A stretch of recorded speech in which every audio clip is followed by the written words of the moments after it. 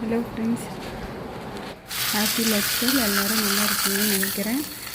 இது வந்து last week வந்து சண்டே மார்னிங் எடுத்த விலாகு. சண்டே மார்னிங் வந்து அன்றைக்கி வந்து இட்லியும் வேர்க்கடலை சட்னியும் செஞ்சுட்டு ரொம்ப நாளாக ஸ்ரீரங்கம் கோயிலுக்கு போகணுன்னு நினச்சிட்டே இருந்தோம். சரின்னு அன்றைக்கி ஸ்ரீரங்கம் கோயிலுக்கு போயிட்டு கொஞ்சம் சாரதாஸ்க்கு போயிட்டு வர இருந்துச்சு. அதனால் அதுக்காக கிளம்பி கோயிலுக்கு போயிட்டு காலையில் சாமியை பார்த்துட்டு வந்துட்டு அதுக்கப்புறம் வந்து சாரதாஸ் போயிருந்தோம். நான், ஹஸ்பண்டு, தம்பி, பாப்பா 4 பேரும் பைக்கில் போயிருந்தோம். போயிட்டு வரும்போது சாரதாஸ்குள்ளேயே மல்லிகைப்பூ ஃப்ரெஷ்ஷாக இருந்துச்சு. பார்த்தோன்னே வாங்கணும்னு தோணுச்சு, வாங்கியாச்சு. அடுத்தது வந்து ட்ரெஸ் எடுக்க சாரதாஸ் உள்ளே போனோடனே ஒரு ப்ரோக்ராம்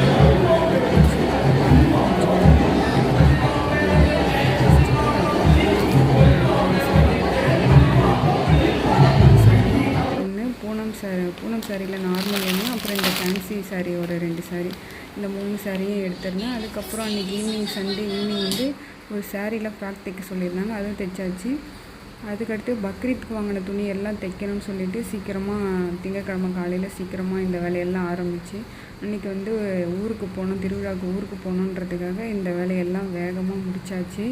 ஏன்னா என்னை நம்பி கஸ்டமர் கொடுத்துட்டாங்கன்னா நான் கண்டிப்பாக அதை தைச்சி கொடுத்துருவேன். அதனால் அன்றைக்கி வாங்கின ஆர்டர் எல்லாமே நான் தைச்சி கொடுத்துட்டு அன்றைக்கி நைட்டு வந்து ஊருக்கு கிளம்பியாச்சு. திருச்சியிலேருந்து திருவண்ணாமலைக்கு கிளம்பியாச்சு. திருவண்ணாமலைக்கு வந்து காலையில் ஒரு 3:30 மணிக்கு போயிடுச்சு. அதுக்கப்புறம் நம்ம ஊருக்கு வந்து 5:30 மணிக்கு தான் பஸ்ஸு. 5:30 மணிக்கு போயிட்டு அங்கே 6 மணிக்கு போனோம். 6 மணிக்கு போனோடனே அப்போ அந்த வண்டியில் கூட்டிகிட்டு போனாங்க. கல்லாக இருந்திருக்கிறதுனால நான் கொஞ்சம் இறங்கிக்கினேன் வழியில்.